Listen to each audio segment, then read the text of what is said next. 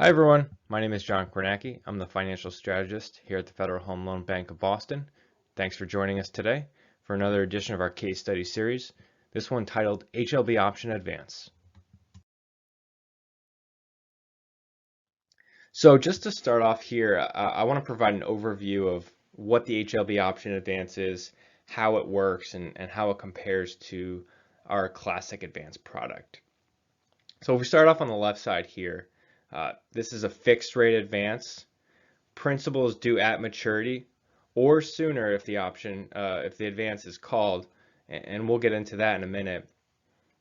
Puttable callable. So with the HLB option advance, you as the member are selling the optionality to the Federal Home Loan Bank of Boston. And what that means is you're giving the right to the Federal Home Loan Bank to collapse the funding prior to maturity date. So I like to frame this in a way that you can kind of compare it to your own retail customers. So if we take a retail CD, for example, and say it's a 2-year CD priced at 50 basis points, how would you price that CD if you allowed that member to collapse that CD after 6 months or a year with no penalty? And the answer is it would be somewhere cheaper than 50 basis points. And the reason is you don't know if it's a 2-year CD anymore. It could be a 6-month CD, or it could be a 1-year CD, or somewhere in between, depending on the structure of that. And that's similar in the way that the HLB option advance works. Is there's a final maturity, and then there's terms set where that advance can collapse prior to that date. And so that brings us over to the right side of this chart and looking at some of these features and how these features go into whether there's a higher discount or lower discount versus the classic advance. So final maturity, the longer the final maturity, the greater the discount typically versus the classic. Lockout period. So lockout period is that initial period where the advance cannot be called. So if we take an example of a 5-year, 1-year HLB option advance, that means the final maturity is 5 years and the initial lockout period is 1 year. So that advance will stay on the books for a minimum of 1 year. Call frequency. That's how often the option can be, the advance can be called after that initial lockout period. So if we go back to the example I just mentioned, if you have a 5-year, 1 year every 6 months, it's a 5-year final maturity, 1 year initial lockout period, and the option to call the advance after every 6 months until maturity date. And so when you look at the components here and how they go into pricing, if you think about what you're doing when you're selling optionality, that lockout period, if it's a shorter lockout period, more discount, you're going to get a higher discount versus the classic. And the reason is you're selling that to the Federal Home Loan Bank. You're selling a shorter period where they can call it back and collapse the funding. Same thing with the call frequency. The more often the frequency, the greater the discount, because that's more options for the bank to call the advance back. And then with market volatility, the more market volatility there is, the greater discount versus the classic advance. And we'll talk about how this goes into pricing versus the classic, and where you can take advantage of this on your balance sheets as well. We're now going to take a look at some recent advance rates. So we have the dark green line here represents our classic advances, and then we priced out 2 separate HLB option advance structures. The first one is shown by the light blue line is our 5-year, 3-month quarterly call, and then the darker blue line is the 5-year, 2-year, one-time call. As we discussed in the last slide, we talked about the components that go into a larger discount versus our classic rates, and 2 of the components driving a lot of that discount is the lockout period and the call frequency. And so when you look at the 5-year, 3-month quarterly call, you see each of the exercise dates as represented by the green X's. So with this particular advance structure, there's the option to call the advance after a lockout period of 3 months, and then every quarter after that through 5 years. And so when you think about the pricing on this one, there's a lot of optionality sold to the Federal Home Loan Bank of Boston, which is how you're able to get the cheapest rate here. Now with the 5-year, 2-year one-time call, there's a lockout period of 2 years, and it's only one time that the Federal Home Loan Bank is able to call this particular advance. And so that's priced at 35 basis points, which is 15 basis points cheaper than the classic 2-year. And so this is just, I just wanted to show, some different structures here so you can get an idea of pricing and how the discount works. But really what we're going to talk about in the next few slides is, how to use this to fund assets and understanding the risks that are involved and how to take advantage of those opportunities in the market right now using the HLB option advance to fund your balance sheet. So now we're taking a look at an example of how rates impact the average life of the HLB option advance. And as we've touched on, when in selling the option to the Federal Home Loan Bank of Boston, there's the possibility that the advance is called away prior to maturity. And so what we're looking at here is an example of what can happen to that average life as rates go up or down. And so as you can see, as rates go down, the average life extends towards the maturity date. And then as rates go up, the average life contracts towards the lockout period.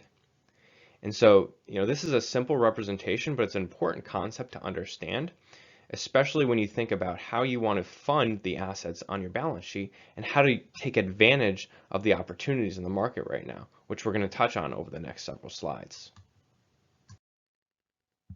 Now that we have an understanding of the product and how it works, we're going to shift our attention to focus on where we see value on balance sheets. And first starting off by looking at some of the challenges that members continue to face, and that being continued margin pressure, as well as lackluster loan growth have really challenged members over the last year. And so when we look at those challenges, there's two main opportunities to focus on where we can help mitigate some of that. And the first being reducing deposit rates and utilizing the HLB option advance to replace runoff. Most of our members have done a great job in finding ways to reduce rates, but the question we still have to ask ourselves, is there more room? Have we looked at our entire stack of rates, including money market rates, for example? And we're going to go into more detail on the next slide on this topic. But first, the second opportunity is, funding investment growth. And many folks have been hesitant to extend investment duration, especially at, some of the uninspiring spreads that we've seen over the last several months. But if we looked in more recent weeks, there's been some really good opportunities to jump in with some spread widening and steepening of the yield curve. So we'll talk about some of those details as well, and how the HLB option advance can help facilitate that. So now we're going to kind of go into a little bit more detail on the opportunities that I just mentioned in the prior slide. So focused on the left side here, we'll start off with the first opportunity, and that's ratcheting down deposit rates and replacing any runoff with HLB option advance. As I mentioned, folks have done a great job in bringing down their CD rates and other term deposit rates as well as non-maturity deposit rates. But one of the things to keep in mind here is over the last year we've seen significant surges in non-maturity deposits, and as we look at tepid loan growth and influx of cash, we have to continue to monitor these rates and look to see is there more room to lower. So the example I have here is someone pricing a money market at 35 basis points, and so if we cut that down to 15 basis points and monitor, what's the retention here? So, anecdotally, what we've heard from a lot of members is that money is sticking around. It's not leaving, even when lowering rates significantly. So there's a possibility that you could go from 35 to 15 and not see any change, or even continue to see increase in deposits. But if that does start to run off a little bit, you have a relatively cheap funding source, and that's the HLB option advance. So what we're looking at here is a recent 5-year 3-month advance at 17 basis points. So you're able to bring down your money market rate while having that backup. If things run off more than expected, you can fill the gaps with the HLB option advance. Moving over to the right side here, so as I mentioned, there's some better entry points for investments than there have been over the last several months, and with loan growth not being there, we have to find ways to put that cash to work, especially as deposits continue to surge. So what we're looking at here is investment yields, as well as the HLB option pricing over the last month. And so we're looking at January 20th to February 24th, and you can see that MBS yields have increased 36 basis points. And in that time period, because of the volatility in the market, we've seen the HLB option advance actually come down 14 basis points. And so when you look at that from a spread perspective, that's an increased spread of 50 basis points. And you don't see spread changes that significantly that often. And so this is something that we're going to talk about what the trade-off here is in a minute, because obviously with this particular advance, there's the risk that it could be called away. But if you can get a day one spread that's 50 basis points wider than previously, you're giving yourself some more room than you previously had. And we'll dig into that in 1 minute. We're now going to take a look at how performance is impacted in different rate environments. So if we start on the left side here and looking at a rising rate environment, obviously the biggest risk here is that the HLB option advance is called away, and therefore you have to replace the low cost funding. However, when we look at the advantages and we see some of our members' balance sheets, many perform better in a rising rate environment.